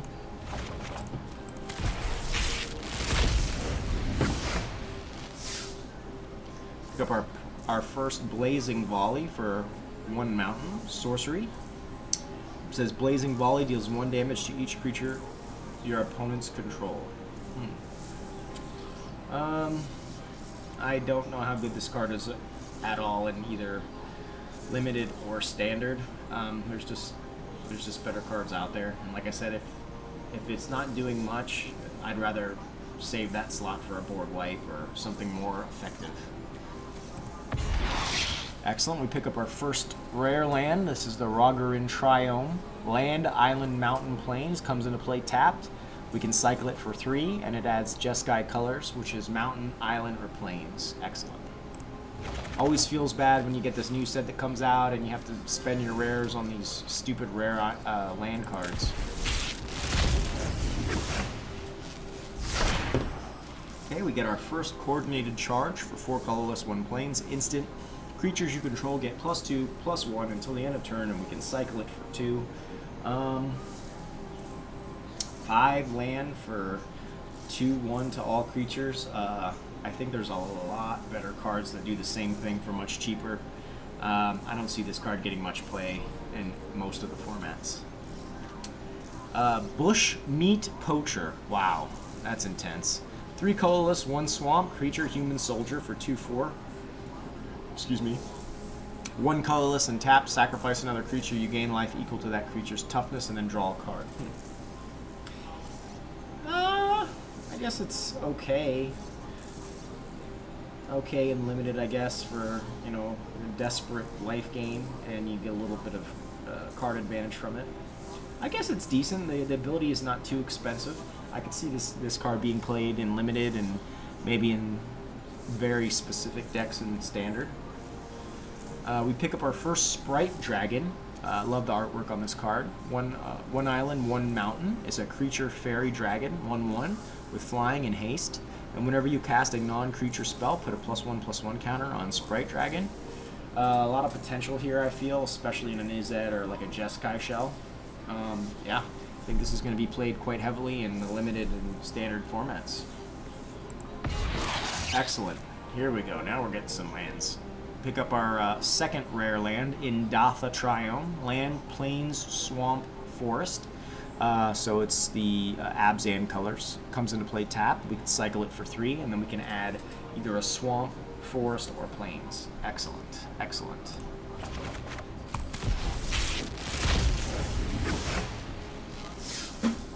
All right. Another Yodaro. Fantastic. Looks like we're going to be building ourselves a cycling deck.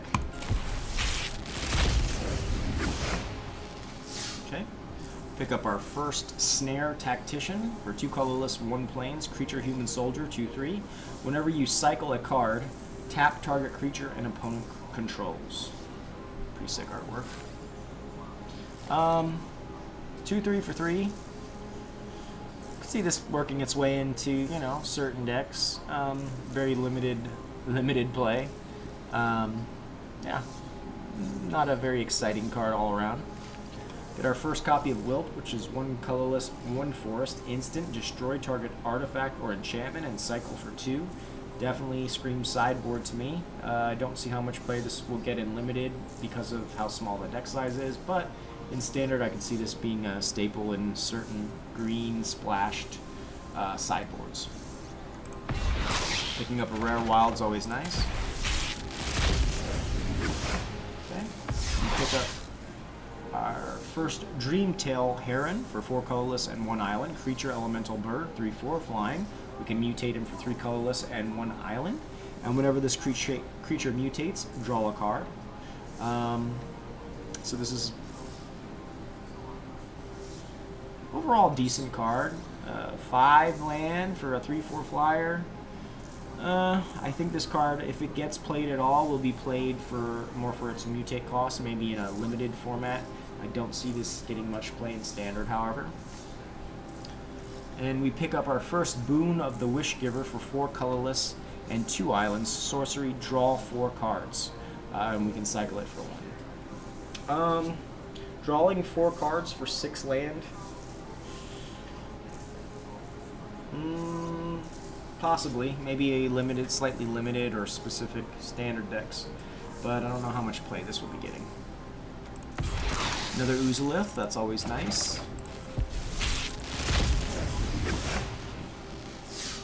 Pick up our first Blade Banish for 3 colorless and 1 plains. Instant exile target creature with power 4 or greater. Okay, instant speed exile is always nice. I can see this being played in the limited format for sure, and maybe as a sideboard card in standard. Pick up our first Pouncing Shore Shark. As soon as I saw this card in the preview, I thought Street Sharks, you know, the old school cartoon. Anyways, yeah, that's just cracked me up when I saw this card. So Pouncing Shore Shark for 4 colorless, 1 plain, or I'm sorry, 4 colorless and 1 island. Creature, shark, beast, 4/3 with flash. We can mutate him for 3 colorless and an island. And whenever this creature mutates, you may return target creature and opponent controls to its owner's hand. 4/3 for 5 with flash. I guess I could see this maybe getting played in limited. I don't know how good this would be in standard though. I do love the artwork. Go Street Sharks. Pick up our first Cunning Nightbonder. I've seen this card put in some work in some Dimir Flash decks that were played yesterday on the stream. So Cunning Nightbonder for 2 island or 2 swamp or any combination of. Creature, human, rogue, 2/2. Flash, and then spells with flash you cast cost 1 less to cast and can't be countered. So once you get this on the board, it's quite nice. A little 2/2. Limited format, a 2/2 for 2 that you can flash in with an added benefit is just golden. And definitely it's going to be going in specific flash style decks for sure. Luminous Broodmaw. Oh, I'm so glad I drew this card. This card is going to be, I think, one of the most popular cards in the new set. It's just so absolutely ridiculous. It says, for 2 colorless and 2 plains is a creature insect, 3/4 flying. Whenever a creature you control without flying dies, return it to the battlefield under its owner's control with a flying counter. I was watching a video from CGB the other day, and he's putting together this nasty Mardu creature sacrifice deck where you just get added benefit from recurring threats with creatures that don't have flying, and then they come back on the board with flying, so you can continuously keep smashing the face. I think this is going to be one of the best cards in the set, hands down. And it also has a Godzilla alternate artwork, so that's exciting too.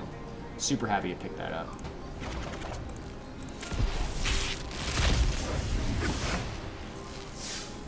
Pick up our first Ominous Seas. This card reminded me of, what is it? It's an old limited card. Anyways, I don't remember. 1 colorless and 1 island enchantment. Whenever you draw a card, put a foreshadow counter on Ominous Seas, and then you can remove 8 foreshadow counters from Ominous Seas and create an 8/8 blue Kraken creature token, and we can cycle the card for 2. So, you know, I don't see how much play this will get in limited. However, this will probably definitely be put in some type of particular decks that draw quite a bit of cards in standard. The idea that we can keep adding counters and we don't necessarily have to sacrifice this enchantment, to me, it gives this card a little bit more value. But overall, it's a decent card. Like I said, I think it's going to be put into very specific style decks. I don't think it's going to be getting a lot of play in limited. Excellent. First ultimatum. Inspired ultimatum for the Jeskai deck that I want to build. It says 2 island, 3 mountain, and 2 plains. Sorcery. Target player gains 5 life. Inspired ultimatum deals 5 damage to any target, and then you draw 5 cards. I mean, damn. Besides the crappy casting cost, this card is just bonkers value. Just so much value here.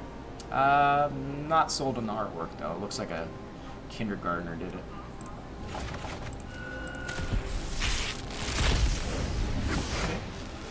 Our first Imposing Vontasaur for 5 colorless in the plains. Creature dinosaur 3/6 with vigilance, cycling for 1. I could see this card being played in limited. I don't think this card will ever be played in standard though. Like I said, for 6 mana, there's so many other cards that are much better. We pick up our first Savai Sabertooth for 1 colorless, 1 plains. Creature cat 3/1. That's solid. I guess it's filler for a limited or maybe some cat tribal deck in standard. But yeah, overall not too exciting here. Pick up our first Exuberant Wolf Bear. I love the artwork on this card. 3 colorless, 1 forest. Creature Wolf Bear for 4/4. Whenever Exuberant Wolf Bear attacks, you may change the base power and toughness of target human you control to Exuberant Wolf Bear's power and toughness until the end of turn. So maybe if you're playing like a green-white token deck, I guess, or, you know, you've got some nice low-curved humans you want to power up. I don't know how popular this card's going to be in standard, but I do see this card being played quite a bit in limited. Once again, for 4 mana, 4/4 is just solid, but then obviously if you have human creatures with less toughness, which you surely would, in a limited format, you get that added bonus. So I don't think this card's going to be getting much play in standard, however I can see it in limited. We pick up our first copy of Charge of the Forever Beast for 2 colorless and 1 forest. Sorcery, as an additional cost to cast the spell, reveal a creature card from your hand, and Charge of the Forever Beast deals damage to target creature or planeswalker equal to the revealed card's power. Yeah, I can see this getting played in limited. I don't know how good this will be in standard. I don't think we would even be sideboarding this card. So yeah, maybe possibly some limited play for this card. Pick up another rare wild, that's always nice. Alright, pick up our first reprint of Deadweight. This card looks goofy. 1 swamp, enchantment aura, enchanted creature gets +2/-2/2. Another Inspired Ultimatum, excellent. Looks like we'll be also building a Jeskai deck shortly. Excellent. General Kudro of Dranith. 1 colorless, 1 plains, 1 swamp, legendary creature human soldier, 3/3. Other humans you control get +1/+1. And whenever General Kudro of Dranith or another human enters the battlefield under your control, exile target card from an opponent's graveyard. And then we could pay 2, sacrifice 2 humans, and destroy target creature with power 4 or greater. Overall, great value all around. If you see this card limited, you're definitely going to pick it up. 3/3 for 3 that pumps other humans, and has the added ability of graveyard hate, and then we can sacrifice other chump humans to destroy greater threats. It's just very nice. Overall, just an amazing, solid card. Definitely going to be working its way into, I'm assuming, more human tribal decks, but awesome card. I'm glad I drew it.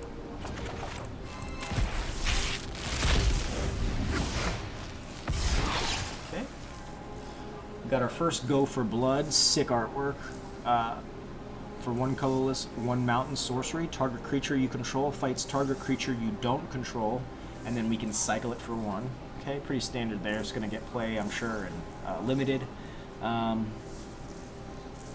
Maybe some sideboard action, I don't know, in specific decks and standard. Pick up our first Jubilant Sky Bonder for 1 colorless and either 2 planes or 2 islands in any combination. It's a creature, human, wizard for 2/2. Flying. Creature you control with flying have spells your opponents cast that target this creature cost 2 more to cast. I think this card will be going in my blue-white flyer deck. This is a card I was very excited about, and I love the artwork. Mythos of Brokos. 2 colorless, 2 forests. Sorcery. If blue and black was spent to cast this spell, search your library for a card. Put that card into your graveyard and then shuffle your library. And then return up to 2 permanent cards from your graveyard to your hand. This card can be very nasty in the Sultai shell, but if you're not playing Sultai, I don't know how great this card is, especially considering it's only bringing them back to your hand and not the battlefield. But I guess it is only rare. I guess I could see this as a sideboard card, or maybe small limited play if you're playing Sultai colors, but I don't know. Don't know about that one.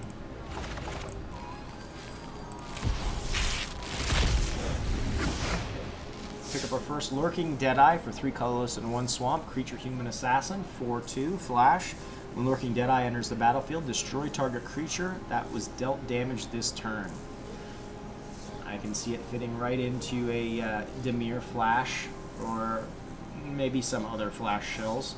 Overall, pretty decent for limited. 4/2 for 4 that we can flash in and chump block. Maybe a bigger creature and destroy it. Decent card all around. I think it's going to get its fair share of play in limited and possibly some specific decks in standard. Pick up our first Blitz Leech for 5 colorless and 1 swamp. Creature Leech 5/2 flash. When Blitz Leech enters the battlefield, target creature an opponent controls gets -2/-2 until the end of the turn. Remove all counters from that creature. I can see this being played in limited as a 1 or 2 of, but in standard I don't think this is going to be making its rounds too much. For our first copy of Memory Leak for 2 colorless and 1 swamp. Sorcery. Target opponent reveals their hand. Choose a non-land card from that player's graveyard or hand and exile it. Then we can cycle for 1. Very similar to so many of the other discard effects that are out right now in standard, with the added benefit of cycling. So I think in a discard shell, this will be a replacement for a lot of those cards. Possibly small limited play. Another Inspired Ultimatum. Wow. I think the game really wants me to build a Jeskai deck. We pick up our first Reconnaissance Mission for 2 colorless and 2 islands. Enchantment. Whenever a creature you control deals combat damage to a player, you may draw a card. And then we can cycle it for 2. I could see this making its way into a Blue-White Flyers deck, or possibly some limited. Not 100% sold on that. We'll see. Another Mythic Rare is always nice.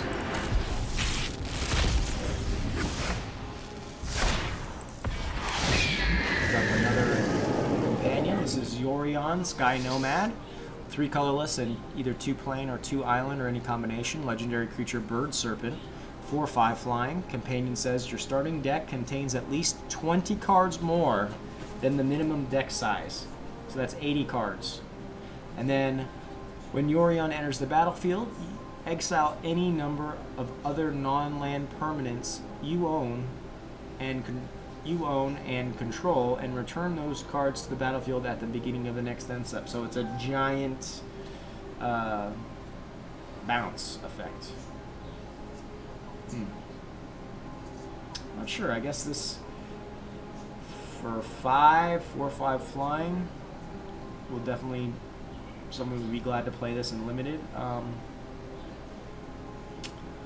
guess in specific bounce style decks this would be popular. I don't know about this one. Still glad I drew it though.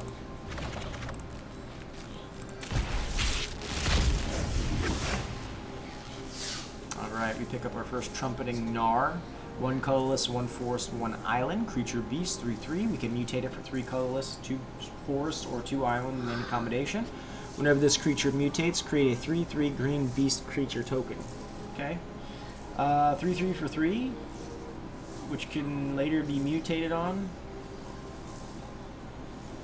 I think this is a decent card. I could see this making its way possibly to some Simic ramp in standard. Other than that, I'm not 100% sure. Definitely in the limited format, a 3/3 for 3 that can later mutate and get you another 3/3 is good value, so it's a decent card. This is one of the cards I was eyeballing from the preview. Sky Cat Sovereign, 1 plane, 1 island, creature elemental cat, 1/1, flying. Sky Cat Sovereign gets 1/1 for each other creature you control with flying. This is going right into my blue-white flyers. I think blue-white flyers is probably going to be one of the top tier decks. It was already powerful before, but it's just got so many good cards in this latest set. I think it's going to be one of the decks to compete with. But we can pay 2 and a plains and an island and create a 1/1 white cat bird creature token with flying. I think this card is going to be real busted, especially in the blue-white flyers. Can't wait to put them in there. Glad I drew it.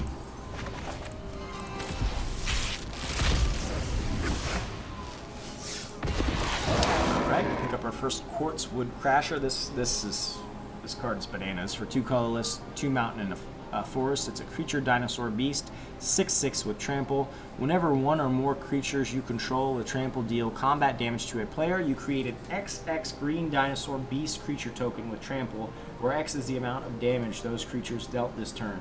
So if you got a bunch of tramplers on the board, let's say 2 of these guys attacking, you get a 12/12 dinosaur beast creature token with trample. This card I think is broken, so broken. I'm sure it's going to be a staple in every single Gruul deck from here on out, and you would be definitely glad to draw this card in a limited format. I think overall this card is going to see a lot of play. So glad I drew it. Or opened it, I should say. Okay, we get our first corpse turn. 1 colorless, 1 mountain, or I'm sorry, 1 colorless, 1 swamp, instant. Put the top 3 cards of your library into your graveyard, and then you may return a creature card from your graveyard to your hand. Very similar to a lot of the effects that are already out there. But I think this is a little bit faster than some of the other reanimation strategies, so I think this might be swapped out for some of those. Overall, I don't know how much play this will get in limited. Maybe if you're happen to be doing some type of reanimator shell. Other than that, I think it's going to be into a specific type of deck. Pick up our first Zagoth Mamba for 1 swamp, creature nightmare snake. 1/1, whenever this creature mutates, target creature and opponent controls gets -2/2 until the end of the turn. I mean, I guess this card will see a little play in limited. I don't know, maybe in standard and specific type of deck. Overall, I'm not really too excited about this card. Nice. A real the Everwise for 1 colorless, 1 island, and 1 mountain. Legendary creature, human wizard. 0/3. Real the Everwise gets +1/+0 for each instant and sorcery card in your graveyard. And whenever you discard 1 or more cards for the first time each turn, you draw that many cards. So this could fit into a Jeskai shell. This could fit into Izzet. you'd be happy to draw this in limited. This card is going to be, I think, another staple in this format coming up. Very excited to draw this card.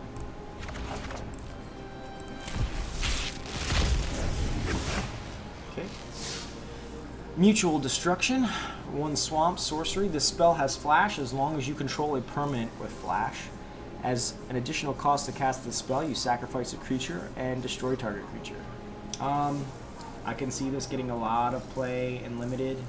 A possible sideboard card in standard. I'm not 100% sure.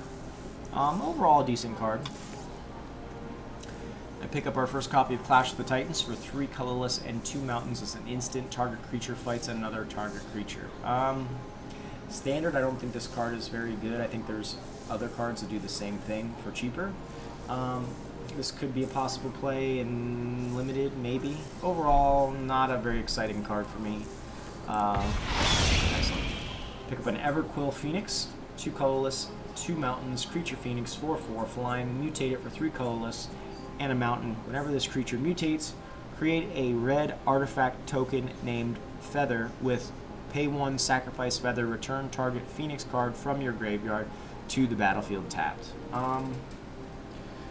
So you'd have to mutate it to get the benefit of being able to bring back one of your Phoenixes, which tells me that they want you to run more than 1 copy of this in your deck. It isn't legendary.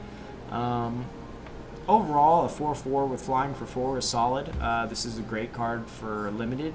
I'm glad I drew this card, though, because this is going to be another one where I wouldn't really want to spend the rare wild card on it. But I'm glad I drew it. This is also another card that has an alternate Godzilla artwork, so that's another reason why I'm excited.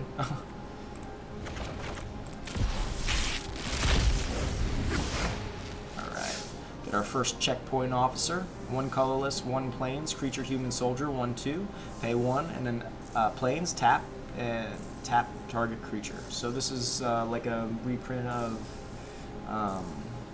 yeah, that one card. You know what I'm talking about. Majestic Auricorn for 4 colorless and 1 plains. Creature Unicorn 4/4 with Vigilance. We can mutate him for 3 colorless and 1 plains. And whenever this creature mutates, you gain 4 life. 4/4 for 5 with Vigilance in limited format's decent.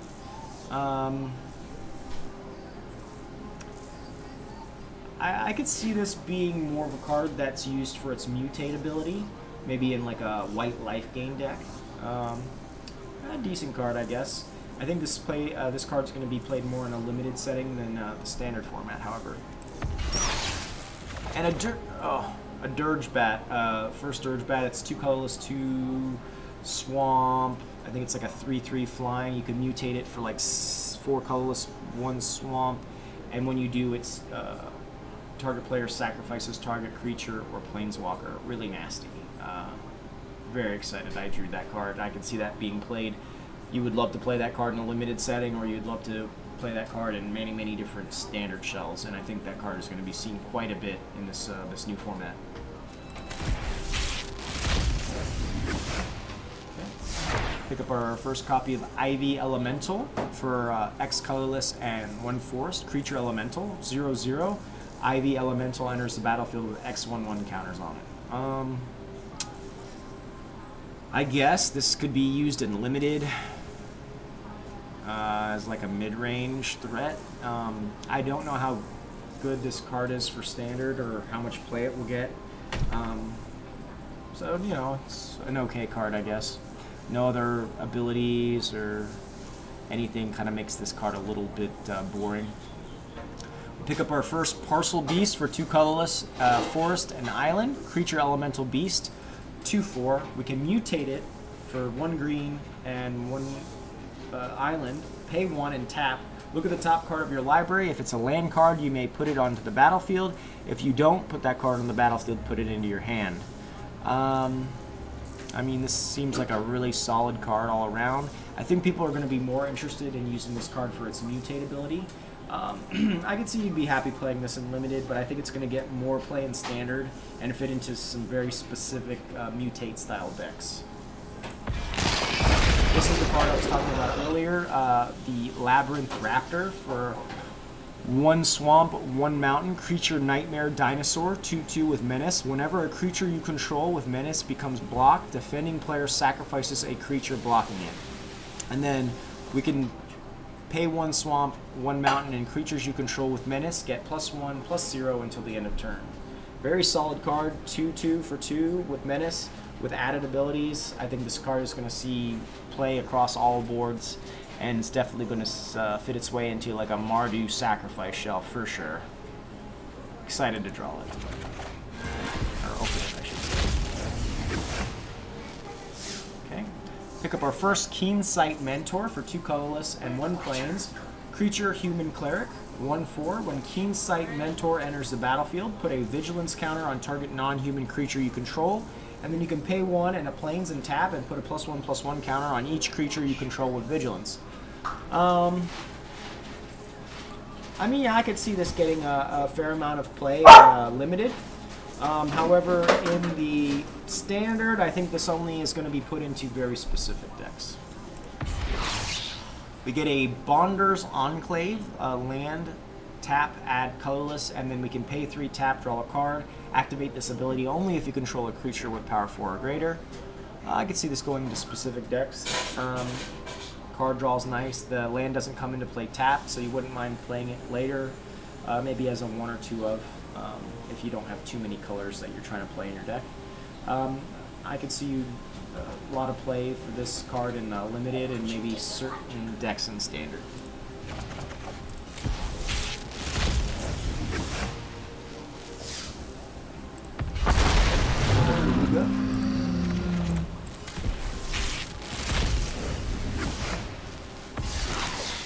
Another rare wild.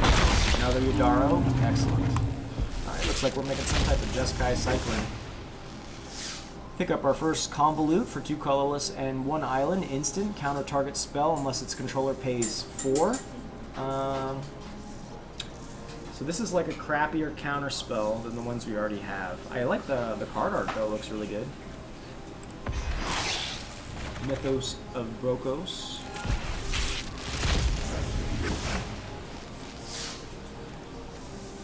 Pick up our first Escape Protocol for 1 colorless and 1 island enchantment. Whenever you cycle a card, you may pay 1. When you do, exile target artifact or creature you control, then return it to the battlefield under its owner's control. This card screams jank to me. I don't know how much play it's going to get in limited, and I can see it making its way into some very specific decks in standard. And finally, a Ruinous Ultimatum. 2 mountain, 3 plains, 2 swamps, sorcery, destroy all non-land permanents your opponents control. Really, really nasty. I'm very excited to make some type of Mimi Ultimatum deck. And I believe that is it. Thank you guys so much for tuning in, and once again, if you enjoy the content, please like and subscribe. It's free and it helps the channel out so much. I'm so excited to start diving into these cards and taking a greater look and starting to come up with some really nice brews for you guys in the next couple days. And I'll see you guys tomorrow. Thanks for tuning in.